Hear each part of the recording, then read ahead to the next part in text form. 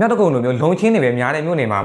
ဝယ်ရောင်းပဲကောက်မလားမိသားစုပဲနေမလားအဆင်ပြေနိုင်တဲ့နေရာကောင်းတဲ့လူမနေရသေးတဲ့တိုက်ခန်းအစ်စ်အယောင်လေးတစ်ခုကိုပြောပြပေးချင်ပါတယ်မြောက်တကုံမြို့နယ်ဟာဆိုရင်တော့ရန်ကုန်တိုင်းမြို့သစ်တွေထဲမှာဖွံ့ဖြိုးတိုးတက်မှုအမြန်ဆုံးနဲ့ရေပန်းစားသောက်မြို့နယ်တွေထဲကတစ်ခုဖြစ်ပါတယ်ဒါကြောင့်ပဲမြောက်တကုံမြို့နယ်တစ်ခုရဲ့အတွင်းမှာကိုပဲဒီစားတောက်ဆိုင်တွေကစားကွင်းတွေကုန်တိုက်ကြီးတွေရုပ်ရှင်ရုံတွေအပန်းဖြေစရာနေရာတွေအခြေခံလိုအပ်ချက်တွေကိုအပြည့်အစုံရရှိနိုင်ပါတယ်အခုပြောပြပေးတော့မယ်တိုက်ခန်းအယောင်လေးရဆိုရင်တော့မြောက်တကုံမြို့နယ်39ရပ်ကွက်မှာရှိပါတယ်ဒီနေရာအနေထားအရပြောမယ်ဆိုရင်လည်းမြောက်တကုံမြို့နယ်ရဲ့အဓိကလမ်းမကြီးတွေဖြစ်တဲ့မဟာဗန္ဓုလလမ်းမကြီးပြည်တော်စုလမ်းမကြီးတို့ကိုဒဲပေါက်ပြီးတော့မှလမ်းမကြီးနီးနီးကိုစီကားနေတဲ့လော်ပီတာလမ်းရဲ့ကြောကတ်မှာရှိတဲ့ပညာလမ်းပေါ်ကတိုက်ခန်းလေးပဲဖြစ်ပါတယ်ဒီလိုမျိုးလမ်းမကြီးနှစ်ခုဒဲပေါက်တဲ့အပြင်စီကားတဲ့လော်ပီတာလမ်းရဲ့ကြောကတ်မှာရှိတဲ့အတွက်ကြောင့်မို့လို့ကိုအဝင်အထွက်တာပြီးတော့မှသွားလာလွယ်ကူပါတယ်ဒီတိုက်လေးရဆိုရင်တော့9လွာတမူးအောက်မှာရှိနေပြီးတော့မှဟောထိုက်လေးဖြစ်တဲ့အတွက်ကြောင့်မို့လို့စိတ်ကြိုက်အခန်းဖွင့်နေနိုင်ပါတယ်အကျဉ်းအဝန်းအနေနဲ့ပြောရမယ်ဆိုရင်တော့18ပေ54ပေရှိတဲ့အတွက်ကြောင့်မို့လို့ပုံမှန်တိုက်ခန်းတစ်ခန်းအနေထားလောက်ရှိပါတယ်ဒီတိုက်ခန်းလေးရဆိုရင်လည်းလူမနေရတဲ့တိုက်ခန်းတစ်လေးဖြစ်ပါတယ်အခုဆောင်ပြီးသားဖြစ်တဲ့အတွက်ကြောင့်မလို့မကြခင်မှာလည်း BCT ကျလာတော့မှာဖြစ်ပါတယ်